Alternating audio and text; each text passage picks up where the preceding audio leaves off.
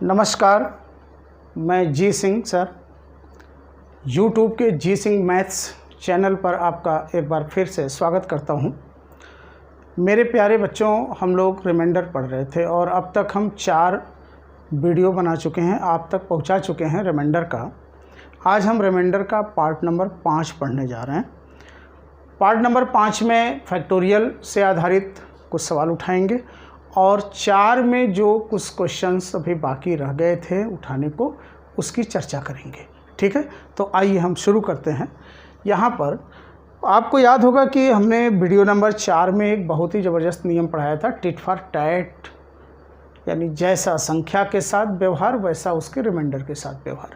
और उसी पर हम कुछ बात और करने वाले हैं और कुछ सवाल और आप तक पहुँचा करके फिर हम टॉपिक को आगे बढ़ाएंगे।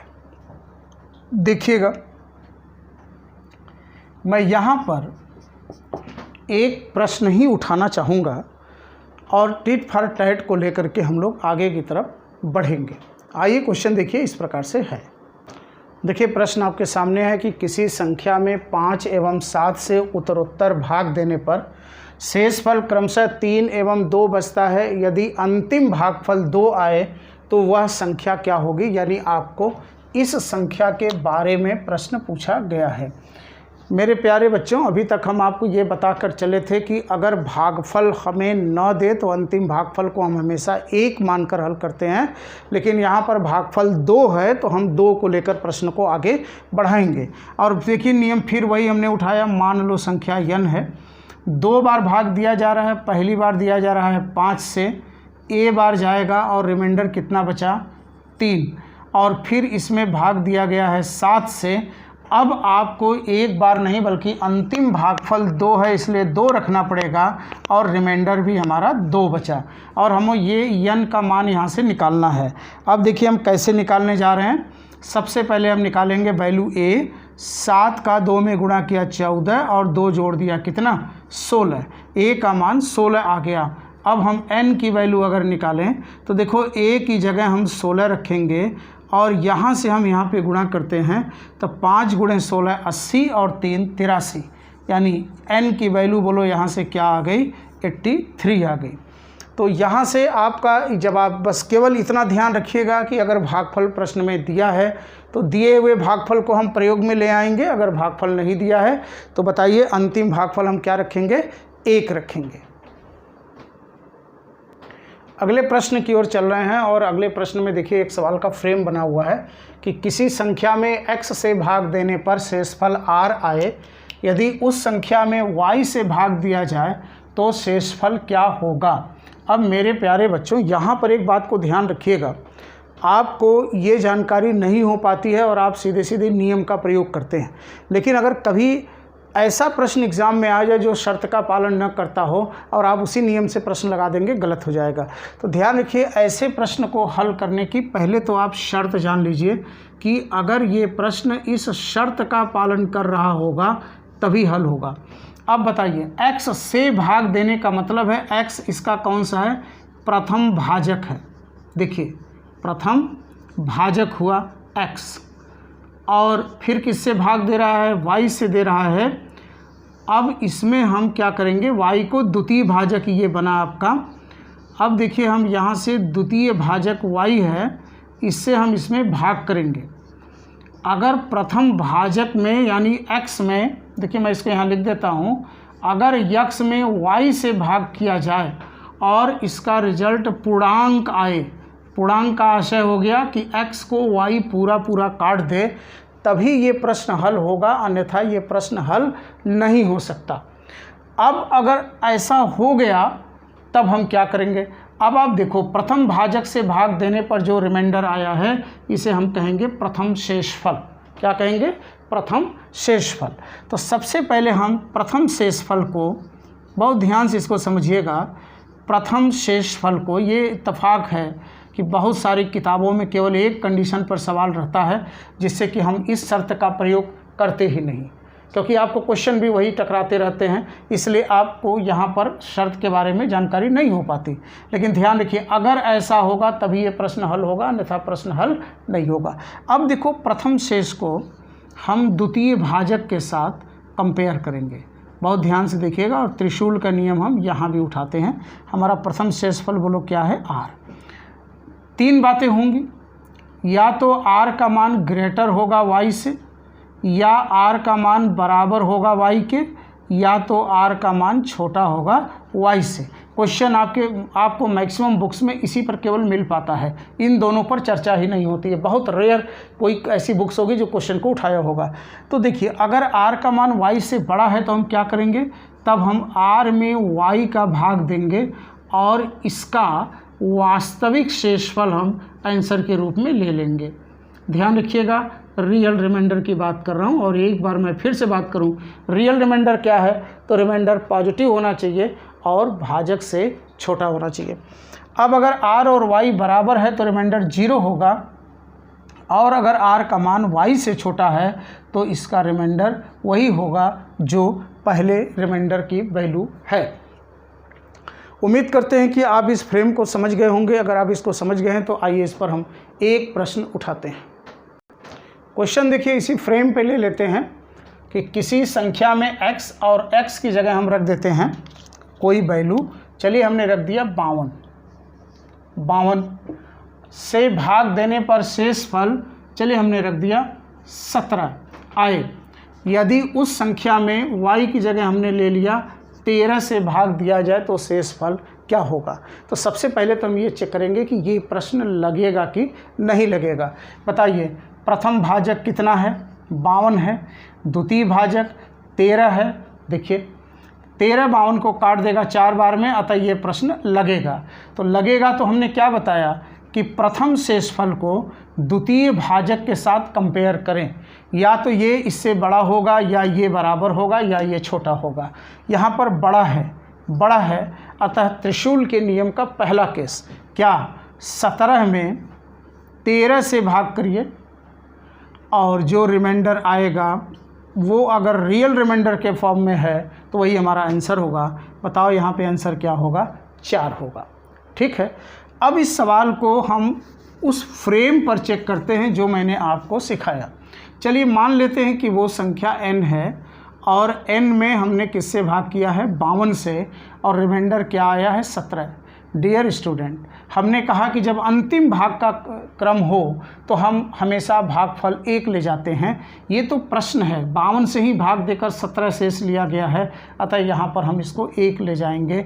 और अब बताइए n बराबर कितना हुआ, 52 एकम 52 और 17, 7 2 9, ये हो गया 6 9 69।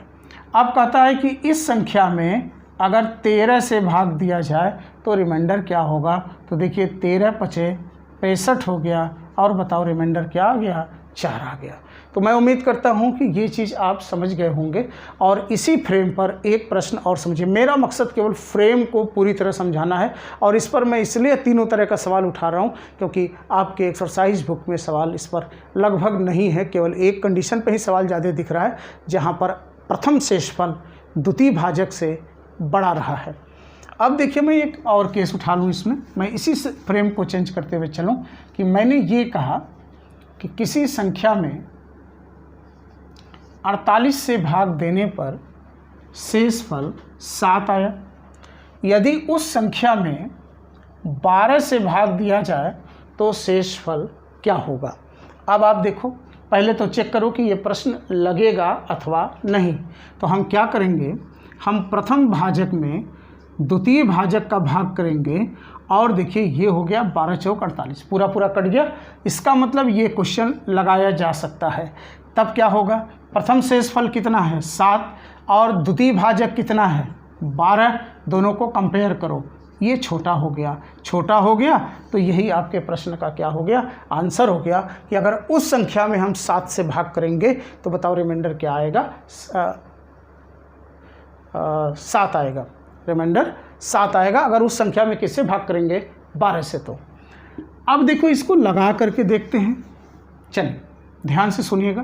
पहले तो ये देखना है कि क्या, चलो पहले हम n से लगाते हैं। मान लो संख्या n, भाग किससे किया बाबू, 48 से, एक बार, रिमाइंडर 7। अब जरा बताओ n की वैल्यू क्या आई, n की वैल्यू आई 48 + 7, तो हो गया बोलो कितना, 55। अब हम कहते हैं, प्रश्न कह रहा है कि इस संख्या में 12 से भाग किया जाए, 12 से भाग किया जाए तो रिमाइंडर क्या होगा। देखो 12 चौक 48, 15 में से 8 गया 7, और यही आपका आंसर आया था। दूसरा ये है कि अब एक चीज़ और दोहरा लीजिए कि अगर 7 है और 7 में 12 से भाग दिया जाए तो रिमाइंडर 7 कैसे आएगा। अब देखो अगर मैं एक बार ले जाऊं और ये माइनस कर दूं तो बताओ -12 और 7 को ऐड करोगे तो कितना आएगा, -5 आएगा, और ये एक्सेप्टेबल रिमाइंडर नहीं है। हमने आपको बता रखा है कि अगर रिमाइंडर नेगेटिव है क्या करना है, भाजक को तब तक जोड़ना है जब तक कि हम पॉजिटिव यानी रियल रिमाइंडर पर न पहुंच जाए। तो हम क्या करेंगे इसमें, बोलो 12 को ऐड करेंगे और देखो ये फिर रिजल्ट क्या आ गया, 7 आ गया। बात समझ में आ रहा है। चलिए अब तीसरा प्रश्न भी इसी पर देख लीजिए। प्रश्न ये होता कि 48 से भाग देने पर शेषफल 12 आया, तो 12 से भाग देने पर शेषफल क्या होगा। अब आप यहाँ पर देख रहे हो कि प्रथम शेषफल और द्वितीय भाजक यानी r का मान भी देखो 12 है और y का मान भी 12 है, दोनों बराबर हैं, अतः रिमाइंडर बोलो क्या आएगा, 0 आएगा। देख लीजिए इसको, वही संख्या n भाग किया किससे, 48 से, एक बार रिमाइंडर 12। अब बताइए वैल्यू n कितनी हो जाएगी, 48 से कम 48 और 12 60, और 60 में पुनः 12 से भाग किया जाए 5 बार, 12 पंजे 60, देखिए रिमाइंडर क्या आ गया, 0। तो मैं उम्मीद करता हूं कि ये चीज़ आपको क्लियर हो गई होगी, लेकिन अब मैं आपको थोड़ा सा सावधान करने का प्रयास करने वाला हूं। देखिएगा इसी फ्रेम पर मैं डिजिट को थोड़ा सा फेल करता हूं और फिर देखो ये प्रश्न क्या होगा। देखिए सवाल ये आ गया कि किसी संख्या में 54 से भाग देने पर शेषफल 9 आया, यदि उस संख्या में 17 से भाग दिया जाए तो शेषफल क्या होगा। अगर मैं आपके प्रश्न किताब की बात करूं तो चलो हमेशा ये ज़्यादा रखा है तो हम भी ज़्यादा रख दिए, 19 आया, 17 से भाग देने पर रिजल्ट क्या आएगा। अब अगर आपको ये शर्त नहीं पता है कि प्रथम भाजक में द्वितीय भाजक से भाग देने पर कटना चाहिए तभी ये प्रश्न हल होगा, तो आप केवल अगर नियम जान रहे होंगे तो आप तो तुरंत लगा देंगे कि 19 से 17 से डिवाइड किया और आपका आंसर 2 आ गया। हो सकता है पहला ऑप्शन ही 2 आपका इंतज़ार कर रहा हो। तो मेरे प्यारे बच्चों ये चीज़ को बहुत ध्यान रखना, और कोई भी नियम हम डायरेक्ट रूल पढ़ते हैं, नहीं करना चाहिए ऐसा। हमें ये जानना चाहिए कि इसकी उत्पत्ति किस कंडीशन पर है, ये जो नियम हम अप्लाई कर रहे हैं इसके ओरिजिन कहाँ से है। तो जब तक हम कंडीशन, टर्म्स ऑफ कंडीशन नहीं समझेंगे, केवल नियम हम पढ़ेंगे तो नियम तो हम कहीं भी लगा देंगे, जहाँ कंडीशन होल्ड नहीं करेगा वहाँ भी लगा देंगे, परिणाम क्या होगा, प्रश्न गलत हो जाएगा, जैसा कि यहाँ पे होता। तो आप यहाँ पर लिखेंगे कि इस प्रश्न का हल संभव नहीं होगा, इस प्रश्न का हल संभव नहीं होगा। क्यों नहीं होगा, क्योंकि प्रथम भाजक 54 में 17 से भाग देंगे तो यहाँ पर पूर्णांक नहीं आएगा, पूर्णांक नहीं आएगा, और अगर पूर्णांक नहीं आएगा तो ये प्रश्न सॉल्व नहीं हो सकता। बात समझ में आ गई। तो इसे आप लोग बड़े इत्मीनान के साथ ध्यान में रखिएगा, और टर्म्स ऑफ कंडीशन आप जरूर करें, और विशेष रूप से अरिथमेटिक्स में तो ये बहुत ज़रूरी हो जाता है। आइए आगे बढ़ते हैं। शेषफल का एक पार्ट है फैक्टोरियल पर आधारित। प्रश्न कभी कभी ऐसा भी पूछता है, फैक्टोरियल के बारे में आपको मालूम होगा, और अगर नहीं मालूम है तो मैं एक छोटे से एग्जांपल से आपको समझा दूं कि फैक्टोरियल 5 का मतलब क्या होता है। देखिए फैक्टोरियल 5 का मतलब होता है कि उस संख्या से लेकर के आप हमेशा घटते हुए क्रम में आप प्राकृतिक संख्याओं का गुणा कर दीजिए, 1 तक जाइए और जो गुणनफल आएगा वही इसकी वैल्यू होगी। यानी 5 से चलो तो 5 × 4 × 3 × 2 × 1, यानी इसका जो सॉल्व होगा वही आपका आंसर होगा। 5 चौके 20, 23, 60, 2 120 होगा। ठीक है, ये फैक्टोरियल वैल्यू है। अब हम यहाँ पर ये बात देखते हैं कि हमारे रिमाइंडर की चर्चा। देखिए इसमें 2 तरह का प्रश्न बनेगा। सेक्शन ए, सेक्शन ए में ये बनेगा कि factorial n divide by factorial x, यानी फैक्टोरियल से फैक्टोरियल का डिवीज़न करेगा और पूछेगा कि बताओ इसका शेषफल क्या होगा। अब देखिएगा इसका शेषफल क्या होगा। अब हम इस प्रश्न को कैसे टारगेट पे ले रहे हैं। वही चीज़ है, त्रिशूल का नियम हम यहाँ पर फिर लगाएंगे। ध्यान रखिए फैक्टोरियल टू फैक्टोरियल डिवीज़न है, हम n को x के साथ कंपेयर करेंगे। देखिए ये बहुत ज़बरदस्त नियम है त्रिशूल का।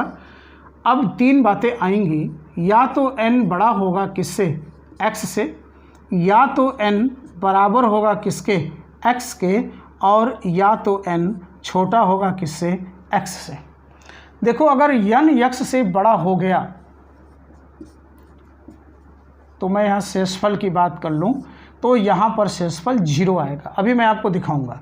और अगर n x के बराबर हो गया तो भी रिमाइंडर क्या आएगा, 0 आएगा।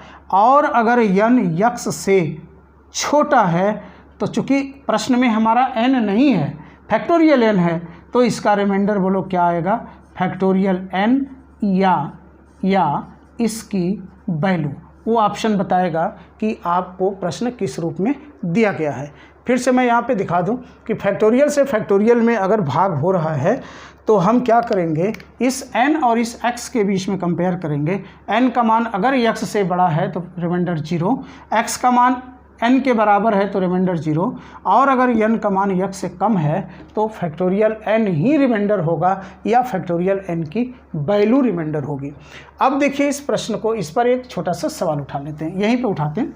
देखिए क्वेश्चन, प्रश्न ये आ गया कि फैक्टोरियल 17 डिवाइड बाई फैक्टोरियल 9 का शेषफल। चलिए मैं थोड़ा सा इसको बड़ा कर देता हूं ताकि हम ज़्यादा समय न लगाए एक्सप्लेन करने में।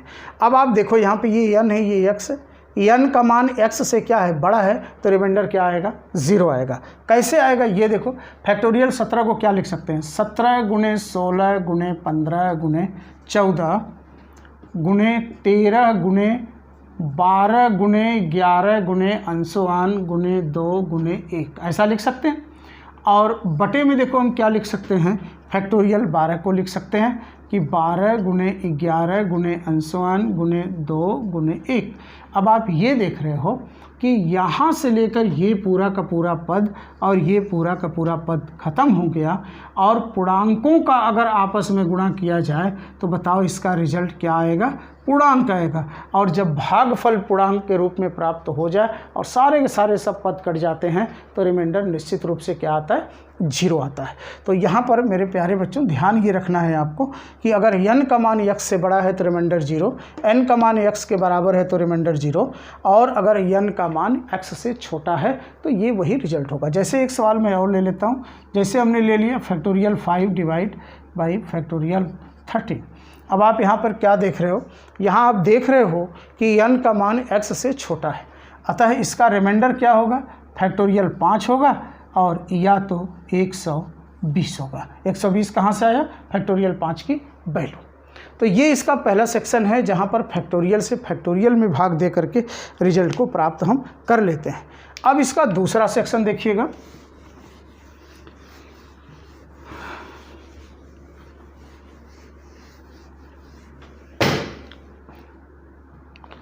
दूसरा सेक्शन इसका ध्यान रखिएगा। दूसरे सेक्शन में देखो ये है कि फैक्टोरियल n में भाग विदाउट फैक्टोरियल का हो रहा है, और ये पूछा जाए कि बताओ इस समय इनका जो है वो शेषफल क्या होगा, ये पूछा गया। अब देखिएगा इसका फ्रेम क्या होगा, यहाँ पर भी हम वही चीज़ बात करेंगे, कंपेयर करेंगे त्रिशूल के नियम से, लेकिन थोड़ा सा ये अलग हो जाएगा। अगर n का मान ग्रेटर है x से, दूसरा रिलेशन होगा कि n का मान बराबर होगा x के, और तीसरा मान ये हो सकता है कि n का मान छोटा होगा x से। अब देखो यहाँ पर हमने लिखा शेषफल, शेषफल ध्यान रखिएगा, यहाँ एक तरफ फैक्टोरियल है, भाज्य में फैक्टोरियल है और भाजक बिना फैक्टोरियल का है। तो देखो यहाँ पर तो 0 आएगा, बराबर हो गया तो यहाँ भी 0 आएगा, लेकिन ये कोई आंसर नहीं देगा, ये आपको आगे बढ़ा देगा, और आगे बढ़ा के क्या कहेगा कि अब आप निकालिए फैक्टोरियल n का मान, और इसके साथ फिर त्रिशूल के नियम को आप चेक करिए। देखना बहुत अच्छा सा यहाँ पे नियम है कि अब आप चेक करिए इसके साथ। अब हम वैल्यू के साथ चेक कर रहे हैं, तो देखो यहाँ से ये होगा कि फैक्टोरियल n का मान न कि n बड़ा हो सकता है x से, या फैक्टोरियल n का मान बराबर हो सकता है x के, और या फैक्टोरियल n का मान छोटा हो सकता है x से। अब अगर ऐसा हुआ तो क्या करेंगे, तब देखिएगा इसका होगा कि फैक्टोरियल n का मान बटे x और इसका शेषफल निकालेंगे। इसका शेषफल हमारा जवाब होगा। अगर फैक्टोरियल n का मान x के बराबर हो गया तो रिमाइंडर 0 होगा, और अगर फैक्टोरियल n का मान x से छोटा हो गया तो यहाँ पर होगा फैक्टोरियल n का मान। यही आपका रिमाइंडर हो जाएगा। अब इस पर मैं एक प्रश्न दिखाता हूँ कि जैसे मान लीजिए हमने कहा कि फैक्टोरियल 4 डिवाइड बाय 9 का शेषफल। अब आप देखो यहाँ पर फैक्टोरियल 4 ये 9 है, हम इसमें कहाँ हैं, देखो n का मान 4 है, x का मान 9 है, यानी n x से छोटा है।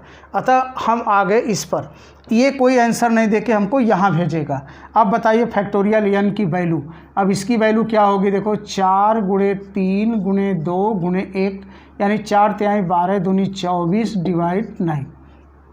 अब बताओ n का मान, फैक्टोरियल n का मान x से बड़ा आ गया, यानी अब हम पहले पर आ गए। क्या कहता है कि जो मान आया है उसमें भाग करिए। देखो 9 दूनी 18 और आ गया रिजल्ट में क्या 6। तो हम ये कहेंगे कि इसका जो रिमाइंडर होगा, यानी इस प्रश्न का जो रिमाइंडर होगा, बोलो कितना होगा, 6 होगा। तो इस तरह से इस प्रश्न को लेकर के हम चलेंगे। और फैक्टोरियल पर ये 2 तरह के प्रश्न दिखाई देते हैं एग्ज़ाम में, तो इसको आप लोग भरपूर रूप से तैयार करेंगे। और अब हम जब नेक्स्ट आएंगे वीडियो में तो वहाँ पर हम रिमाइंडर के घात पे चर्चा करेंगे, और ये इस घात पर जो प्रश्न है वो लगभग तय होता है कि आपके एग्ज़ाम में आए। ठीक है, तो आप अपना ध्यान रखिएगा, अपनी पढ़ाई का ध्यान रखिए और स्वस्थ रहिए, मस्त रहिए। मिलते हैं फिर अगले वीडियो में, तब तक के लिए नमस्कार।